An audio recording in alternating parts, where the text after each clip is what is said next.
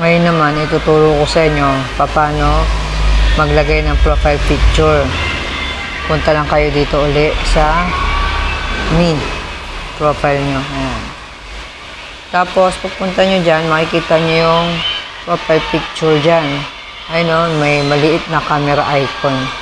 Pipindutin mo lang yan, yung maliit na camera na yan. Diyan ka mapupunta sa gallery mo.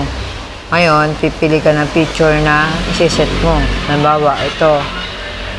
Ayan, halimbawa yan. Tapos select.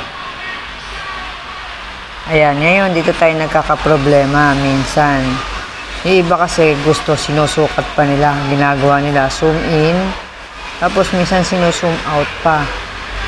Ngayon, pag meron kang team official na nasalihan, minsan bibigyan ka ng DP, sukat na siya.